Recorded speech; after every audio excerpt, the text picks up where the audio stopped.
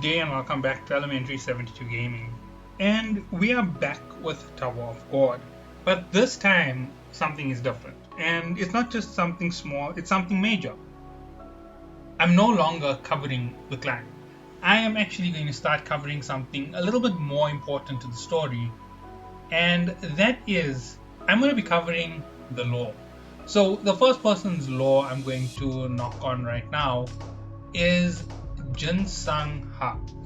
Jinsung Ha is the teacher of our favorite protagonist, Balm. And one of the things that you need to know about him is Jinsung Ha is a beast, right?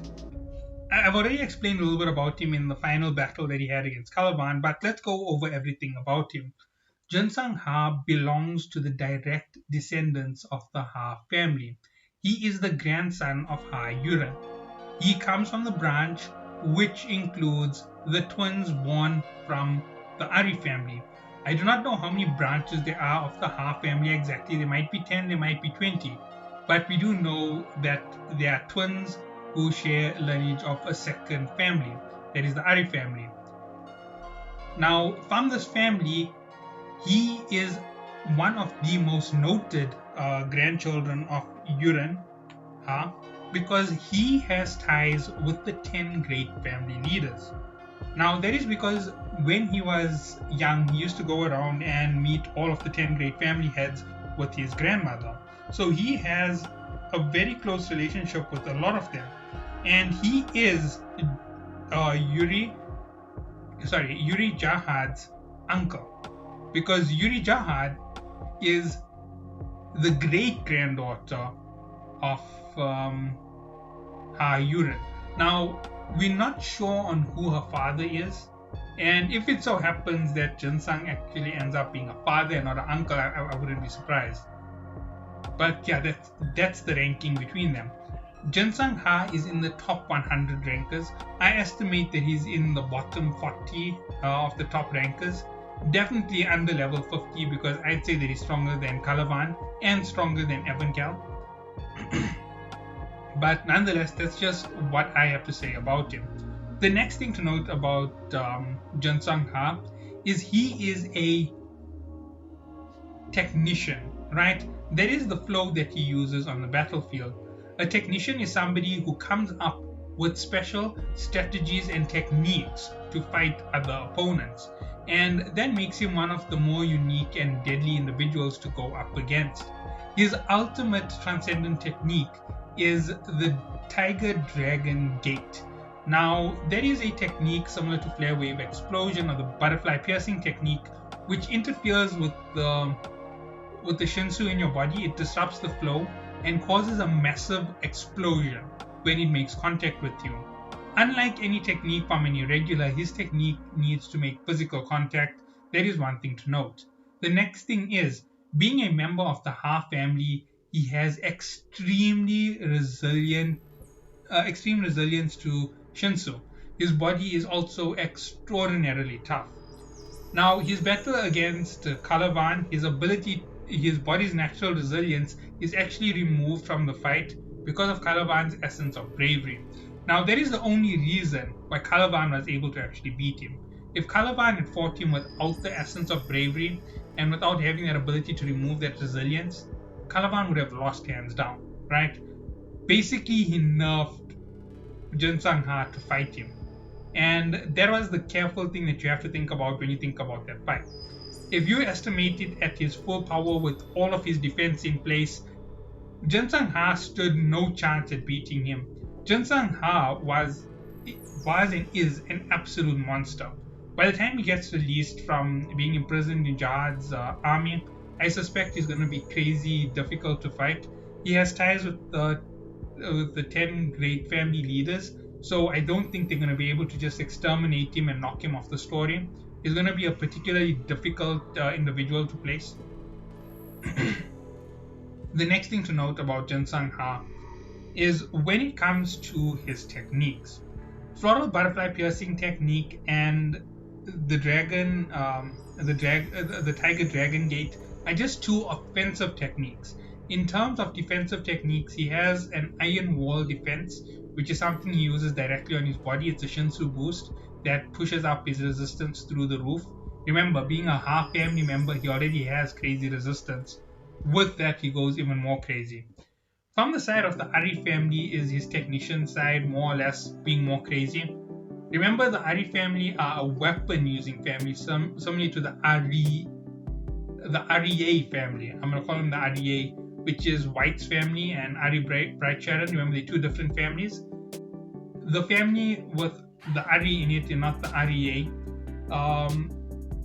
they basically have the special ability when it comes to the internal weapons. They don't get swords, but they have a special fighting technique all of their own, which is very passive, which is something which he might be able to use. Actually, he should be able to use, being of the direct descendants. Remember, he's a direct descendant from both of them. So he is also the grandson of Ari Han. So that makes a big difference. Both those leaders have him as a close relative. Jahan can't just kill him or imprison him anywhere because there's a lot of people who don't want to see him hurt. Even though he's the grandson who's most probably considered a traitor for killing his own family. Getting into that, why is he part of Fug? So Jinsang Ha is a member of Fug for two important reasons. Number one, Jinsang Ha is a member of Fug because when he was younger, the woman he loved was sold to a branch of the Ha family.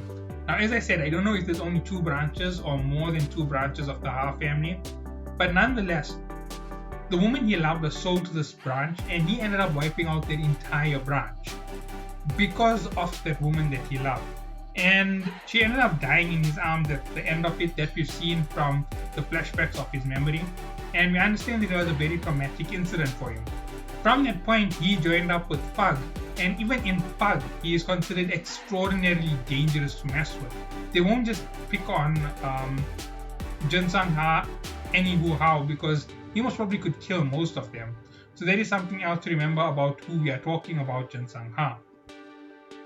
Beyond all of this, the next thing that you have to note about Jinsung is he is also really dangerous in terms of anybody from any of the great families.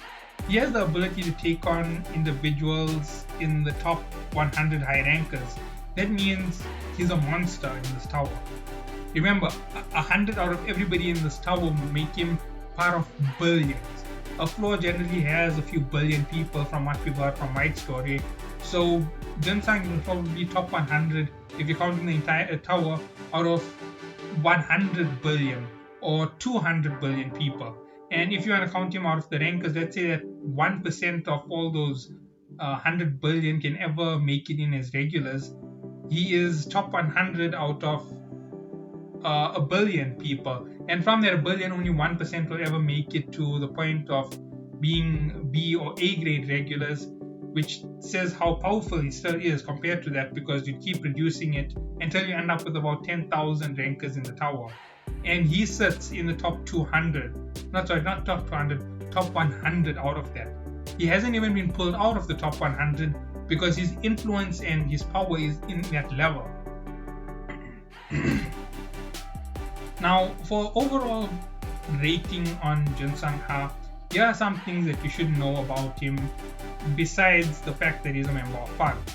He is stronger than most of the Slayers. He might not be stronger than Grace Mashaya Lazdak or one or two of the others, but it is known that he is stronger than Karaka, and he might be on the same level as Yama. So he definitely is very powerful. Kal Haram even once said that it was a shame that they lost him on the final station because of how powerful he was.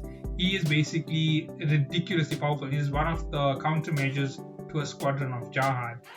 That being said, that is everything we know about Jinsang Ha. Now I still have to do a lot more research because my next video will be on Calavan. Obviously, this next month of content that's going to come out on the Tower of God is going to be low. And after this, I might come out with a second series on Tower of God, which will follow this. So you'll see that there's the climb, the 31 episodes of the climb. And then you're going to see there's going to be another set which will come out on following the chapters from 1 to 90 as I break them down slowly in pieces.